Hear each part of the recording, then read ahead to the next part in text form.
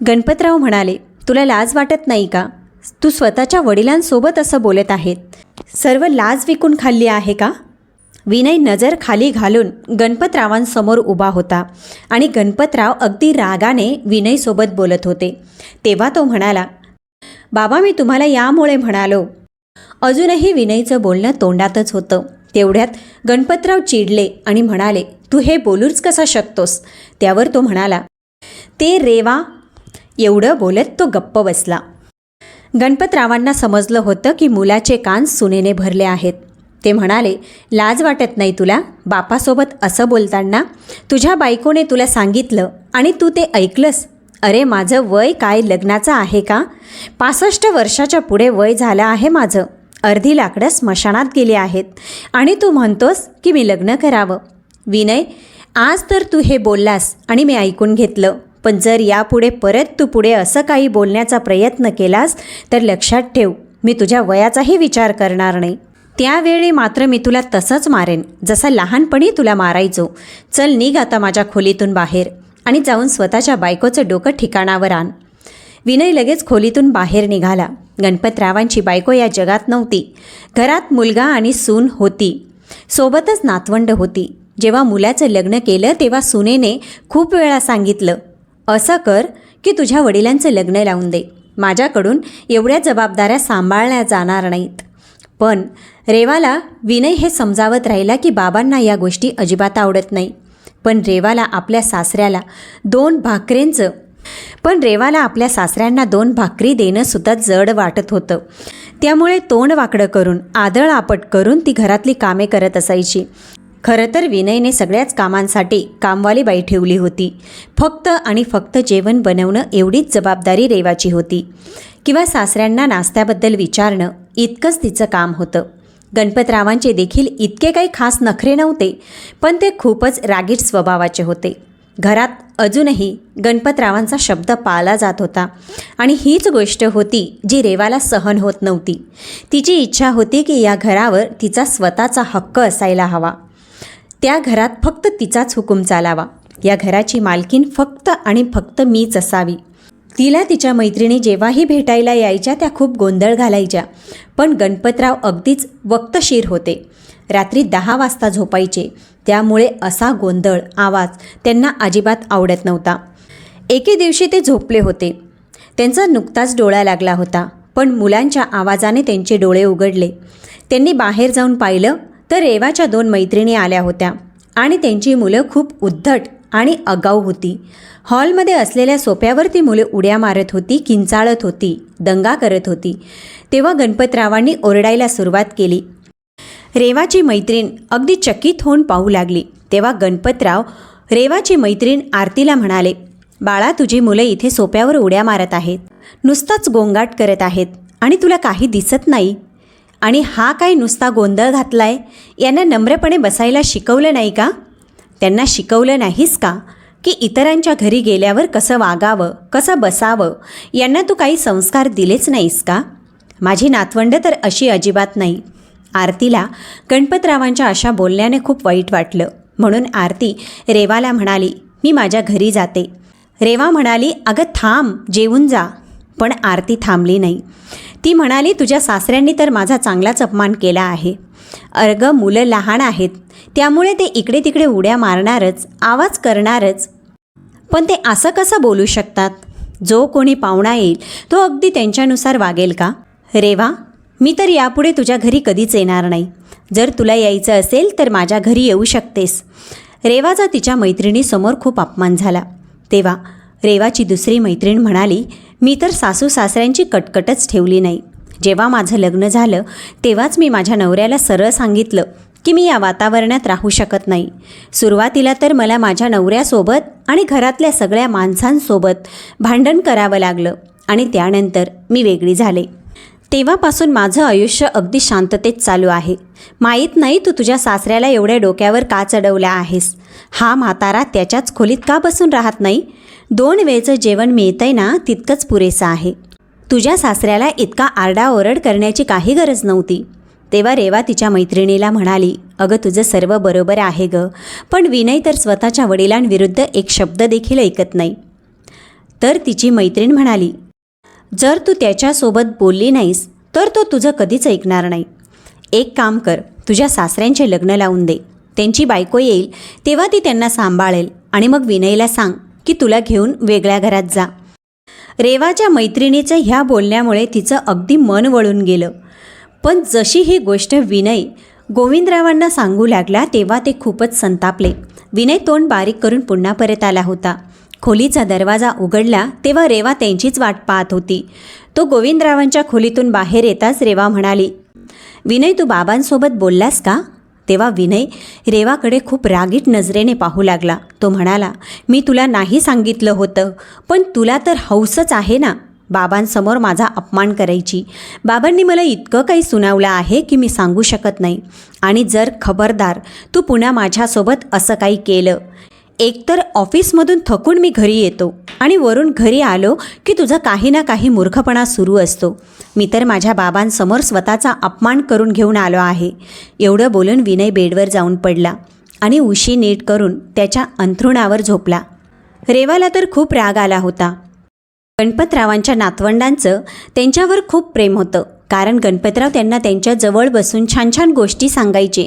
कसं वागावं, कसं राहावं हे सगळं शिकवायचे आणि मुलं देखील अगदी लक्षपूर्वक गणपतरावांचं बोलणं ऐकायचे.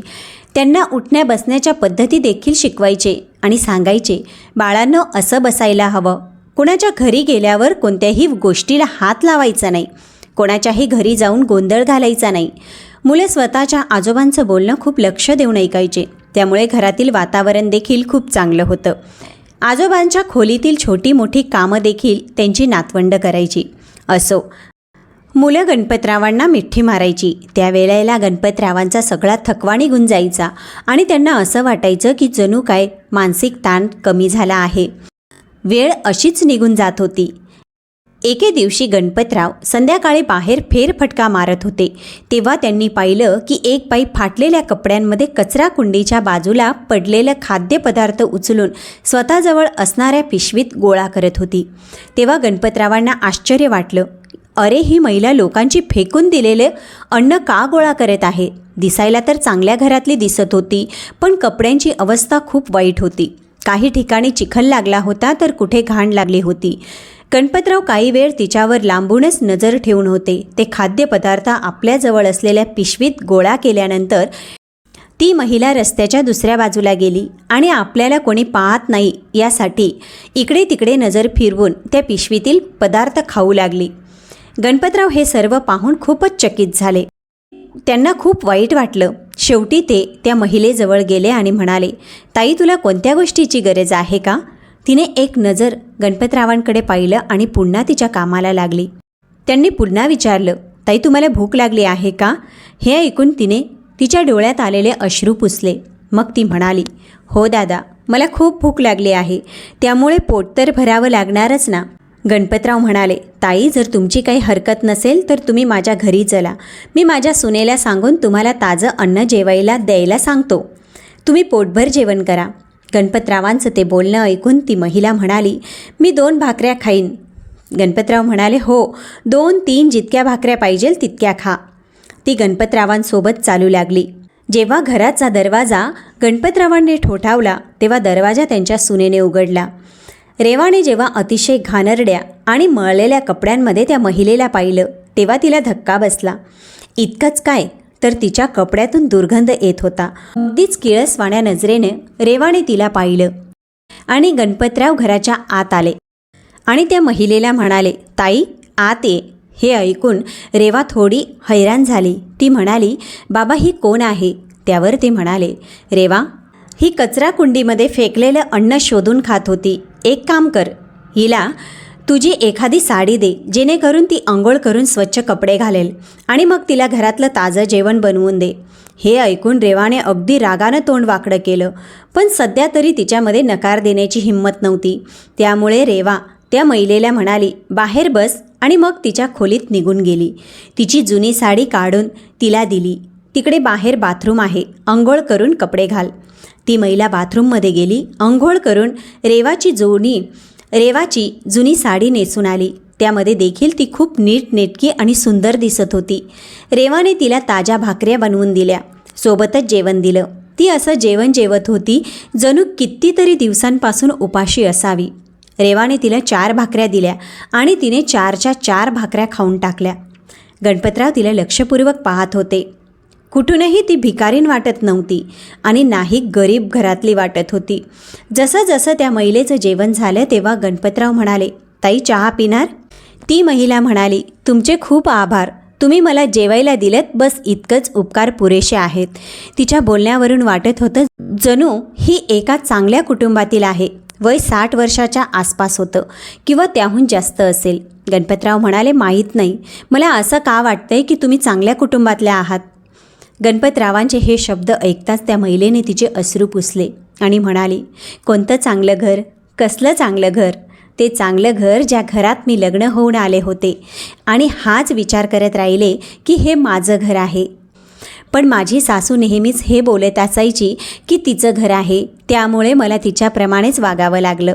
माझ्या तरुणपणात मी माझ्या सासू सासऱ्यांची खूप काळजी घेतली. जेव्हा सासू सासऱ्यांचे निधन झाले तेव्हा माझा नवरा म्हणाला, हे घर तुझं आहे. तेव्हा ते घर माझं मानून मी खूप सजवलं. स्वतःच्या मुलांना वाढवलं, त्यांना शिक्षण दिलं, त्यांच्यावर संस्कार केले. त्यांना शिक्षण देण्यासाठी माझ्या सगळ्या इच्छा मनातून दाबून ठेवल्या. पण मुलांना सर्व गोष्टी देत राहिले. मुलांचं शिक्षण पूर्ण झालं, ते चांगल्या नोकऱ्या करू लागले आणि मग बाहेरच्या देशात जाऊन सेटल झाले. मला 3 मुलं आहेत, तिघेही अमेरिकेत राहतात. मी विचार केला की आता मी देखील अगदी शांततेत, आनंदात माझं आयुष्य जगेन. पण त्या दरम्यान माझ्या नवऱ्याचं निधन झालं. त्यांच्या निधनानंतर मी अगदी एकटी पडले, कारण मुलं तर अमेरिकेत काम करत होते. मी मोठ्या मुलासाठी माझ्या मैत्रिणीची मुलगी निवडली. पण मोठ्या मुलाने फोनवर सांगितलं की त्याने अमेरिकेत एका मुलीसोबत लग्न केलं आहे, कारण त्याला तिथलं ग्रीन कार्ड पाहिजे होतं. मला खूप वाईट वाटलं. मी माझ्या मोठ्या मुलाला सांगितलं की लग्न इथे कर, तुम्ही लोकांनी इतका पैसा कमवला आहे, आता इथे पुन्हा भारतात परत या. पण तो आला नाही आणि त्याचे 2 भाऊसुद्धा आले नाहीत. शेवटी मी एकटी पडले. आनंदासाठी आणि मुलांच्या प्रेमासाठी तरफडू लागले. 3 मुलांनी तिथेच लग्न केलं. माझ्याकडे फक्त त्यांच्या लग्नाचे फोटो आले होते. मग त्यानंतर त्यांच्या मुलांच्या जन्मानंतरचे माझ्या नातवंडांचे फोटो यायचे. बस एवढंच नातं होतं माझं आणि माझ्या मुलांचं. त्यांच्यासाठी मी ऊन आणि कडाक्याची थंडी सहन केली, पण त्यांच्या शांततेत आणि आरामात कधीही कमतरता येऊ दिली नाही. जेव्हा मला गरज होती तेव्हा मुलांनी त्यांच्या इच्छेला प्राधान्य दिलं. त्यांच्या आयुष्यावर, त्यांच्या करिअरवर लक्ष केंद्रित केलं, तरी देखील त्यांचं मन भरलं नाही. पण काही वर्षांनी माझी मुले म्हणाली, आई आम्ही परत येतोय. तेव्हा मी खूप आनंदी झाले. मला वाटलं आता माझं वाट पाहणं संपलं. आता माझी मुलं माझ्याकडे येतील, माझ्यासोबत राहतील. पण प्रत्यक्षात माझी मुलं आली तेव्हा ते उलटच बोलू लागले की आई इतक्या मोठ्या घराचं तू काय करशील? आमच्या व्यवसायात जरा नुकसान चालू आहे, तसंही हे घर आमचंच आहे ना, पण आम्ही तुला एक छोटंसं घर घेऊन देतो. मी नकार दिला की नाही, या घरामध्ये तुमच्या वडिलांच्या आठवणी आहेत आणि मी माझं पूर्ण आयुष्य याच घरात घालवणार. हे माझं घर आहे. तेव्हा मुलं बोलू लागले, नाही, हे आमच्या वडिलांना त्यांच्या वडिलांकडून मिळालेलं घर आहे. तुझा या घरावर काही हक्क नाही. मुलांनी जबरदस्ती ते घर विकलं. मला हे सर्व सहन झालं नाही. मग एक छोटंसं एका खोलीचं घर मला घेऊन दिलं, जे इतकं छोटं होतं की एक खोली छोटीशी, त्यातच किचन आणि सर्व काही होतं. आणि तो परिसर देखील खूप घाणेरडा होता. त्या घरात गुदमरल्यासारखं व्हायचं. मला मोठ्या घरात राहण्याची सवय होती. माझी मुलं सर्व पैसा घेऊन पुन्हा परत अमेरिकेला निघून गेली आणि पुन्हा मागे फिरून मला विचारलंसुद्धा नाही. महिन्याचा खर्च देऊन सोडून दिलं. कदाचित आई नाही तर त्यांना फक्त पैसा हवा होता, तो त्यांना मिळाला होता. माझे सगळे दागिने देखील ते घेऊन गेले. माझ्याजवळ कोणतेही साधन नव्हतं. आता काय करू आणि कसं काय माझं पोट भरू? अगदी मी लाचार होऊन घरातून बाहेर पडले.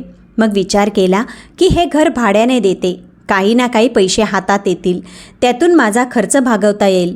पण नंतर समजलं की ते घर भाड्याचंच आहे आणि 3 महिन्याचं भाडं माझ्या मुलांनी दिलं होतं. हे ऐकून मला रडायला आलं.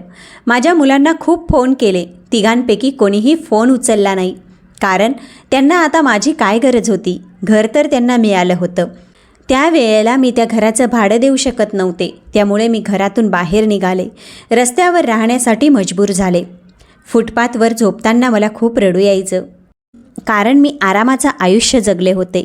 नक्कीच मुलांसाठी मी ऊन सावली पाहिली होती, पण कधीही फुटपाथवर झोपण्याचा अनुभव नव्हता. परंतु आता मी काय करणार? कधी कधी कोणी कपडे द्यायचं, कधी कोणी भाकरी द्यायचं, तर कधी काहीच मिळत नव्हतं. जेव्हा कधी कोणी खायला देत नाही, तेव्हा मी कचऱ्यात फेकलेलं अन्न शोधून खाते. आता जोपर्यंत श्वास चालू आहे, आयुष्याची गाडी तर चालवावीच लागेल ना. हे ऐकून गणपतरावांच्या डोळ्यात पाणी आलं. ती देखील रडत होती. गणपतराव म्हणाले, ताई, तू इथे तुझ्या भावाच्या घरी राहू शकतेस. जेव्हापर्यंत तुला पाहिजे तोपर्यंत तू इथे राहा. तुला इथे जेवायला देखील मिळेल आणि आयुष्याच्या सुविधा मिळतील. ती बोलू लागली, हे सर्व योग्य नाही. मी रस्त्यावरच राहून माझं आयुष्य घालवेन. गणपतराव म्हणाले, तू माझ्या बहिणीप्रमाणे आहेस.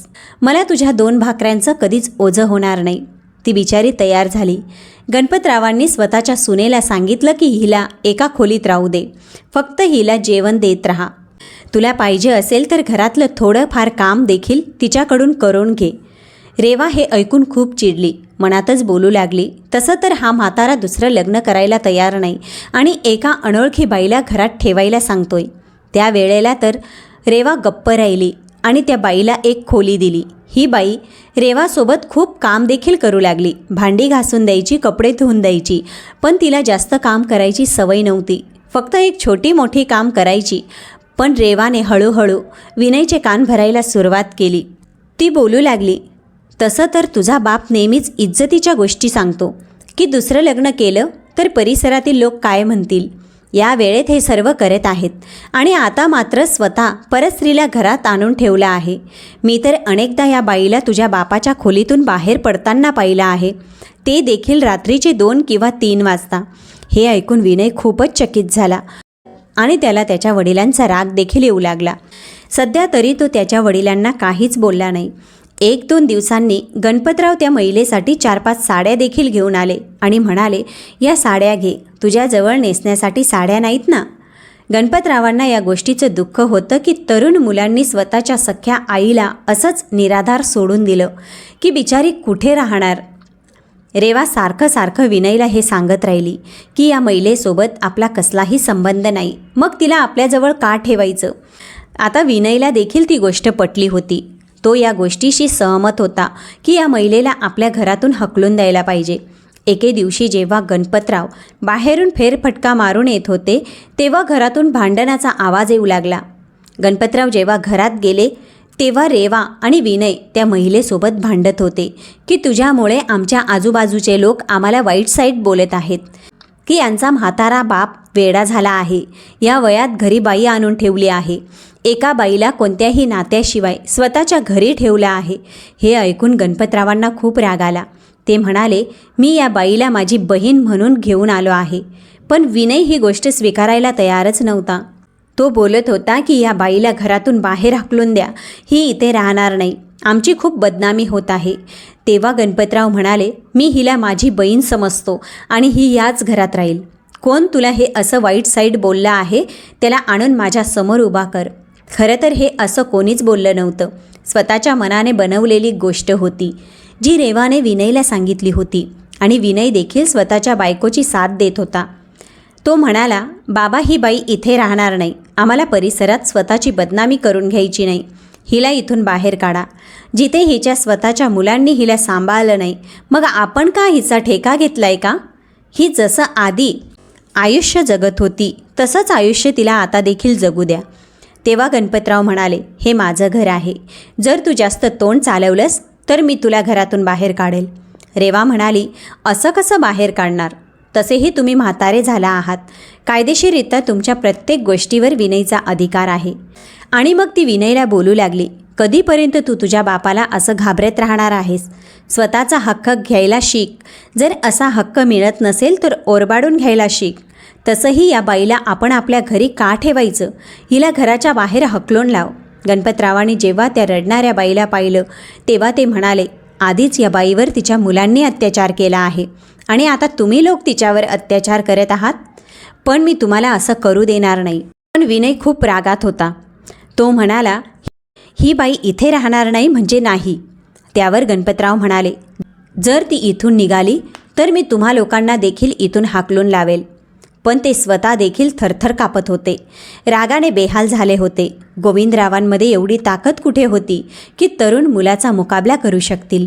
विनय म्हणाला, मला तर वाटतंय शेजारच्या लोकांचं बोलणं अगदीच बरोबर आहे. खरंच तुम्ही या बाईसोबत काहीतरी चालू आहे, त्यामुळेच तुम्ही हिला इथून जाऊ देत नाही. हे ऐकताच गणपतरावांनी विजयीच्या जोरदार कानशिलात मारली. गणपतराव म्हणाले, तुला लाज वाटत नाही? मी हिला बहीण समजतो आणि तू काय फालतूसारखं बोलतो आहेस? कोण आहे जो तुझ्या डोक्यात मनामध्ये विष कालवत आहे? विनयने गणपतरावांवर देखील हात उचलायला सुरुवात केली. त्यांच्या एका कानाखाली मारली. तेव्हा ती बाई हे सर्व पाहून रडू लागली आणि म्हणाली, माझ्यासाठी तुम्ही आपापसात भांडू नका, मी इथून निघून जाते. विनय म्हणाला, ही एकटी जाणार नाही.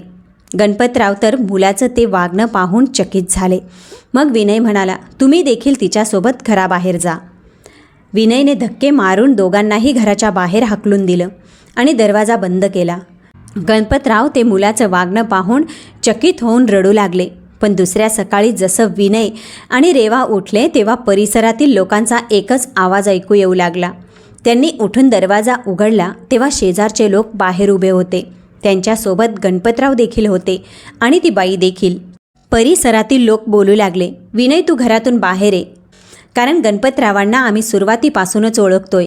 ते खूप दयाळू स्वभावाचे आहेत आणि नेहमीच लोकांचं चांगलं करत आले आहेत. विनय, जर तुला तुझं सत्य समजलं तर तू कुठेही तोंड दाखवण्याच्या लायकीचा राहणार नाहीस. खरं तर गणपतरावांना एकही मूल नव्हतं आणि आम्हा सर्वांना हे माहीत आहे की त्यांनी तुला रस्त्यावरून उचलून घरी आणलं आहे आणि त्यांनी तुला त्यांचं नाव दिलं आहे. त्या वेळेला तू काही महिन्यांचाच होतास आणि तुला त्यांनी पोटच्या मुलाप्रमाणे सांभाळलं. तुझे खरे आईबाबा माहीत नाही कोण आहेत. त्यांनी तुला रस्त्यावर असंच टाकलं होतं. त्यांचा काहीच पत्ता नाही. गणपतरावांमुळे आता तू आहेस. त्यांनी तुला मोठं करून तुझं लग्न केलं आणि तुला मुलासारखं वागवलं आणि आज तू त्यांनाच धक्के मारून घरातून बाहेर हकलतोयस. चल निघ या घरातून बाहेर. ना तुझा काही दर्जा आहे, ना तुझी काही लायकी आहे आणि नाही तुझ्या बायकोची. गणपतरावांनी तर नेहमीच आम्हाला मनाई केली होती की आमच्यापैकी कोणीही तुला हे सांगू नये की तू अनाथ आहेस आणि आज तू त्यांना धक्के मारून घराच्या बाहेर हाकलत आहेस. हे ऐकून तर विनयला खूप मोठा धक्का बसला आणि रेवाला देखील तेवढाच मोठा धक्का बसला. विनय तर गणपतरावांच्या नजरेला नजर मिळवू शकत नव्हता. परिसरातील लोकांनी दोन्ही नवरा बायकोला मुलासकट घराच्या बाहेर हाकलून काढलं. तेव्हा गणपतराव रडत होते. विनय त्यांच्या पायाजवळ बसला. रडून रडून माफी मागू लागला. रेवा देखील रडू लागली. यापुढे मी तुमच्यासोबत कधीच वाईट व्यवहार करणार नाही. गणपतरावांनी तरीही त्यांना माफ केलं. ते म्हणाले, मी तर हे गुपित माझ्या मनामध्ये दाटून ठेवलं होतं. कधीही हा विचार केला नव्हता की विनय एक अनाथ मुलगा आहे. मी तर नेहमीच याला माझं मूल समजलं आणि मी लोकांची अशीच मदत करायचो. पण मला या बाईचं बोलणं ऐकून खूप वाईट वाटलं. मी विचार केला तिचं म्हातारपण चांगलं जाईल. आजूबाजूच्या लोकांनी तर हिला संशयाच्या नजरेने अजिबात पाहिलं नाही आणि ना कधी बोलले, कारण की त्यांना माझा स्वभाव कसा आहे हे चांगलंच ठाऊक होतं. पण तुम्ही लोकांनी ह्या गोष्टीचा राईचा अगदी पर्वत बनवलास. आता गणपतराव त्यांच्या घरात परत गेले आणि ती बाई देखील त्यांची बहीण होऊन त्याच घरात राहू लागली. सध्या तरी विनय आणि रेवाचा तो उद्धटपणा नक्कीच संपला होता. पण पुढेही विनय आणि रेवा असेच वागतील का, हा प्रश्न अजूनही तसाच आहे. तर प्रेक्षक मित्रांनो, जर तुम्हाला ही गोष्ट आवडली असेल तर व्हिडिओला लाईक, चॅनलला सबस्क्राईब अवश्य करा आणि कॉमेंटमध्ये ओम नमः शिवाय लिहायला अजिबात विसरू नका. चला तर भेटूया पुढच्या कथेसोबत.